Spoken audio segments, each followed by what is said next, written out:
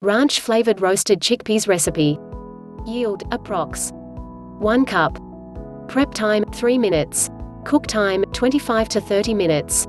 Total time, 35 minutes. Ingredients: 1 can 250 grams drained of cooked chickpeas, rinsed. 2 teaspoons olive oil. 1 tablespoon PUL Ranch mix.